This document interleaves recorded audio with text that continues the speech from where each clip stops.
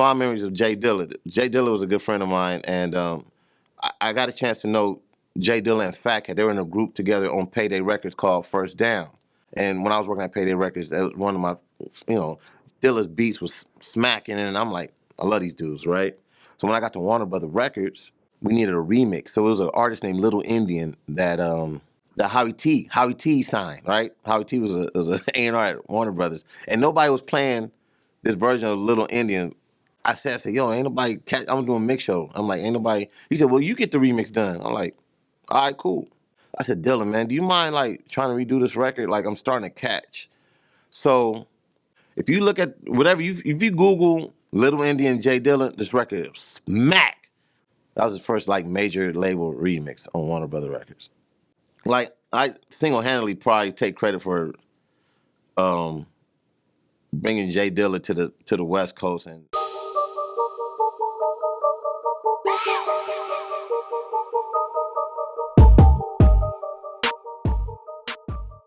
here's a wild tour story. Promoting for Wild Pitch, I had Main Source in LA doing promo, doing clubs. So one of the clubs we pull up to, and Main Source was already, they were like New York hard, like trying to be hard, but I'm like, this is LA, so they had like, they were kind of nervous about LA, like a little bit, like on pins and needles, but this is like when Gangbang was at its all-time high. So we jump out of the car, I had a Suburban. We jump out of the Suburban and about to walk into this club. I don't even remember the club, but I knew we were downtown LA. There was a dude that hit this corner. Like, mind you see something very dramatic happen in slow motion. So imagine you see somebody jogging towards you like this, and you can't see what the fuck it is, but they're doing like and they get up on us, and dude has a sawed-off shotgun. And he pulls up like, you down with Dags? I was like, what? You down with Dags? I heard him say twice, and I said, what? I'm like, this motherfucker has a sawed-off shotgun. Like, short barrel, I remember seeing a bit like Boys in the Hood, like some, like, and motherfuckers we just ran, like, and motherfucker just ran on his way. I'm like, and to this day, I'm like, who the fuck is that? Like, I'm just trying to get vinyl and shit out my truck. And I had the guys with me, and they just assholes and elbows. I left my girlfriend all kinds at the time. I just, you on your own. Like, I don't remember, like, I just remember everybody bouncing. I was looking at this dude like, he pointed a fucking shotgun, like, and I felt bad for the guys. I'm like, damn, I didn't want their experience in LA to be that, because I definitely don't bring that kind of energy. I'm like, it wasn't for me. It's just some random crazy motherfucker, but that's a crazy tour story. Here's a wild tour story, man. And this is when I was promoting for J. Rue the Damager at Payday Records, and the guys flew into LA. And at the time, for some odd reason, I had a 89 Sentra, and it got repossessed. It got repossessed maybe that week of I had artists coming to town, so I didn't have a fucking car. My mom was gonna let me use her car. She was like, boy, you couldn't even make a $189 payment. That's dumb, just doing dumb shit. So I had a car repossessed, and I had artists coming to town. And we're under 25, so it's not like we can rent a car. I asked my boy, like the night or 2 days before, I was like, let me use your Civic? He said, oh, you can use it. But we got into a car accident or something happened where his car got rear-ended and the back window shattered. First, I don't have my Sentra. Moms ain't gonna let me use a car or rent me a car. And I didn't have no fucking credit card to get a rental car at 20-something, or 20, 21, 20, So I'm like, I'm gonna use my boy's Civic. For some reason, I don't know why I didn't vacuum out the glass. It was still broken glass in his Honda Civic hatchback. And so I'm picking up J. Rue, his DJ, everybody. And he said, yo, man, I said, yo, man, like, this is transportation. Like, last minute, like, I got to put you in a car. I don't know why I didn't vacuum out the glass. But we were brushing glass out, and we all got in the car and made our LA run. But I reflect back like, that's fucked up. But J. Rue he was a G, man. He jumped in, like, we still like hit our run, man. But yeah, that was a wild tour story. My favorite hip hop group is hands down Tribe Called Quest, and I say that proudly, even being from the West Coast. And I I wear Compton on my back. But Tribe Called Quest, Ali, Fife, Q-Tip, those brothers, that whole movement set a soundtrack to my life in the 90s, or even to this day. I know I can put on Midnight Marauders or Low End Theory, and it resonates with me. Like, and I have a story about Midnight Marauders. The first time I heard I had a advanced copy of that album, right? And I got it from. Shit, can I say who I got it from? Paul Stewart actually had a cassette from how somebody from Jive gave it to him, and I'm talking about I had it like maybe 2 weeks early, bro. A cassette, and I remember playing the fuck out of Midnight Marauders, and this is before I saw the album artwork and all this shit. Like, there's a couple of moments where I had some shit early. Midnight Marauders was early, and I remember. Well, first of all, yeah, Tribe is definitely my favorite hip hop group, just because I grew up. My uncle played a lot of jazz in the house, and I love what they were doing with the sample flips, and I loved how they were spitting over it, and I love, it just sounded really big to me, like huge, like a war tour. I remember getting the vinyl, doing. I never had a chance to. That's funny. I never had a chance to do street promotions for fucking Jive. I don't know. Somebody else must have had that account, but I always wanted to do. It was certain groups I wanted to promote for free because I was so passionate about it. Like, Tribe was definitely one of them. I was really a big fan of the whole native tongue movement, and De La is my favorite tribe, and I mean, even I was buying dumb shit like the Don Newkirk solo album, like, anything that Prince Paul and those guys were doing or being affiliated with, I was really big. But definitely Tribe Called Quest, definitely hands down is my favorite hip hop group. So here's a wild tour story. A lot of people don't know I started off as a sound man with the Pharcyde. Pharcyde, like I said, dope group. So Pharcyde, I'm the sound man for the Pharcyde. DJ Mark Love's the DJ, and Big Boy's the bodyguard. So one night we were I think we were in Ohio. We're in Ohio somewhere doing a show.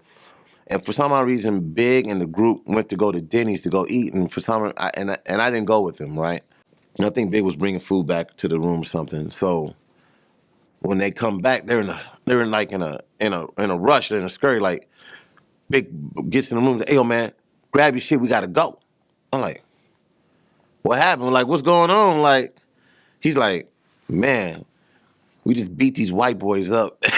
We just stuffed these rednecks. Like, they were saying the N-word in Denny's. So Big and the other Still Love, I guess and I don't know who from the Pharcyde was with them at the time, but they end up scrapping with them at Denny's. They end up leaving, so now we got to get on tour, but we're supposed to leave in the morning to go to Atlanta. It's like maybe 1 o'clock in the morning, whatever the case may be. It was after midnight, and they woke the bus driver up like, yo, we got to leave town because we don't know what, like, police are coming, right? So that's Big story of being actually there scrapping with these rednecks, right? Me, on the other hand, we got on the tour bus. Mind you, I'm 22. I'm early in my 20s, man. We used to cap on each other so bad, like be bagging on each other if anybody breath stank or ass stank. My thing I'm worried about is, I said, yo, Big, do I got time to brush my teeth? He said, man, brush your teeth and you get left. I'm like, all right, it's serious. It's serious. My thing is, I didn't want nobody talking about my breath because I probably just woke up, you know what I'm saying? I went to brush my teeth and like, man, go ahead and brush your teeth. I'm going to leave your ass. So I'm like, all right. So that's probably one of my I wasn't part of the scrap, but my thing was, I was so naive to how serious we was trying to leave Ohio because of the bullshit they had just got into, that I was trying to still brush my teeth and be a good little cat on the tour bus and not stink, have bad breath. Fond memories of J Dilla. J Dilla was a good friend of mine, and I got a chance to know J Dilla and Fat Cat. They were in a group together on Payday Records called First Down. And I just thought J Dilla's beats was so ill. I got fucking a lot of stories, man. And when I was working at Payday Records, that was one of my, Dilla's beats was smacking, and I'm like, I love these dudes, right? So when I got to Warner Brother Records, we needed a remix. So it was an artist named Little Indian that, oh damn, I forgot the brother's name. That Howie T signed, right? Howie T was an A&R at Warner Brothers, and nobody was playing this version of Little Indian. And I said, yo, ain't nobody catch. I'm doing a mix show. I'm like, ain't nobody. He said, well, you get the remix done. I'm like, all right, cool. Only person I was really cool with that I would talk to every day, I was a producer, was fucking Dilla. This is before he started cracking. I said, Dilla, man, do you mind like trying to redo this record? Like I'm starting to catch. So if you ever look up, if you Google J Dilla Little Indian remix, this was his first remix he had ever done. And I think this was his first label placement he ever got paid for a remix because of my relationship I had with J Dilla that I needed help with. And Howie T was like, you find a producer. If you look at whatever, if you Google Little Indian J Dilla, this record is smack. And I didn't know what gold, I didn't know that I had gold in my hand at the time. So J Dilla looked out for me and did the remix. And the rest is history. That was his first like major label remix on Warner Brother Records. Like I single-handedly probably take credit for bringing J Dilla to the West Coast, and he was cool with Mr. Chalk and C Minus. Like we all loved J Dilla. We were riding around my fucking Suburban playing Dilla tracks, and I remember one time it was a Slum Village record that sampled a Cameo. No, it wasn't. It was Zap. He sampled Zap. I'm sorry, excuse me. And I was like, oh, the Zap sounds West Coast. And at the time, I had Daz and Trey D come to the radio station. They were doing jingles. They were doing a morning. They were doing a mix show. I had a mix show called Curb Serving, real West Coast. And I was like, I wanted Dilla beat with Trey D and Daz rapping over it. So he sent me the instrumental, and I had those guys rap over J Dilla beat on some like West Coast hip hop slap shit. You know what I'm saying? But it was a Zap. It's on one of the Slum Village early albums, but I just had them flip it. I'm gonna send it to you. I got it actually, it's in my laptop. I'm gonna send it to you. Then another one was me and Dilla would always talk about. I would call Dilla on certain album days. I'm like, man, you listen to so and so album? That shit is dope. Or that shit is whack. Like we would just have these big on. Same way me and Ninth Wonder would call each other now to this day and just had these real deep conversations about hip hop albums. So this is the Common album where he had it's the one that had the Pharrell record with the girl blind. Remember the video with the girl's blind? So Common had the album Electric Circus that just came out. And the single that Pharrell did was slapping, right? That was the girl, you saw the video, the girl was blind and Common's rapping to her. And I love Common. I used to promote Brother Rashid Common back in the day on Relativity Records. So I have a relationship with Common. So we're talking. And I'm like, man, this album is boo-boo. I don't like this album, man. It's like, he said, what?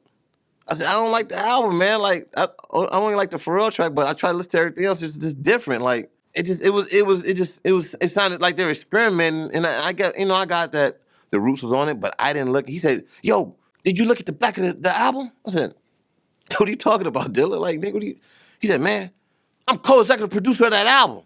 I was like, oh, shit. I said, hey, I'm just telling you, nigga, I just got the CD. Me and him fell out behind that shit for weeks. Like, wouldn't pick up the phone. It was upset at me. And I'm like, damn, I just put my opinion. It's my brother. I can speak freely. It was probably one of my least favorite Common albums. I'm a Common fan. That's my guy, Rashid. Like, it's probably one of my least favorite Common albums. And I was talking to him freely about it, and that shit bit me in the ass, man. I didn't know he was producing.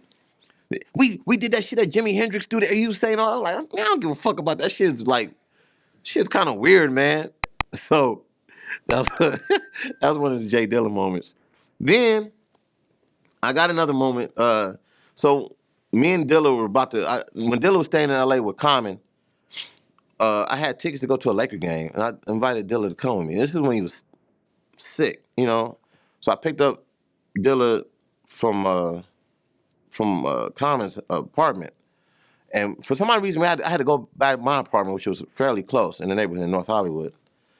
And we came by, and anybody know me, I'm big on my CD collection. So in my apartment, what was supposed to be like a coat closet when you walked in, I transformed it into a CD storage area CDs from the floor piled all the way up to the top, right? So now Dilla's going through my shit. And I'm like, I don't like letting nobody borrow my shit. So then he comes across the AMG album. Like, Bitch Better Have My Money album, right? Oh shit, you got this on CD? I'm like, yeah, that's on West Coast. To me, I was like, that's the West Coast slap, but AMG wasn't from the West Coast, DJ Quik. He said, man, I like this. I like how DJ Quik made this album. He said, man, let me borrow this CD. I said, man, it's my only AMG CD, dude. Like, he said, I'll give it back to you. I'm just gonna try to sample some stuff off. I'm like, all right. Motherfucker never brought my CD back. So I was in my feeling like, he took my AMG CD, like, that's my shit. That's one of my go-to slaps, you know what I'm saying? So, yeah, Dilla, motherfucker, you need to bring my CD back. Another J Dilla moment, man.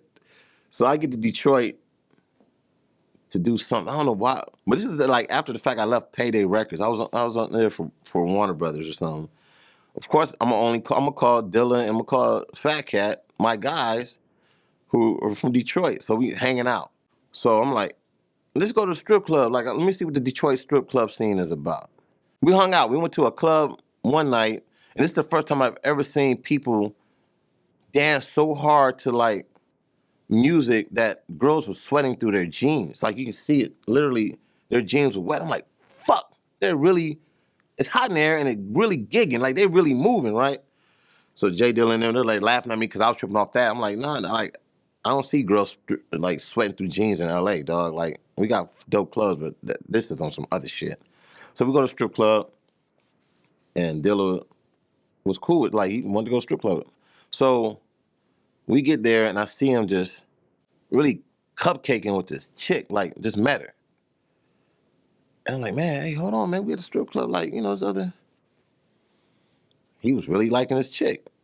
And I'm like, and we laughed at it later, like, hey, man, it's quiet, but you was really on this one girl. So anyway, long story short, he met somebody at the strip club. End up, when he had a daughter, his daughter and my daughter were born on the same day, October 1st. And it's from the girl he met at the strip club. So I'm like, it was too many coincidences. Like, you wouldn't have had your daughter because, I came to town just asking to go out, and I went out to a random spot. You met the girl you was feeling, and then you had a baby. So we share that. One of his daughter's birthday shared the same day as my daughter. We had like a daughter on the same day, same year. Fucking ironic. Yo, holla at your boys. It's Fuzzy. Y'all may know me as Fuzzy Fantabulous, professionally known as Fuzzy West, and I'm on 24/7 HH.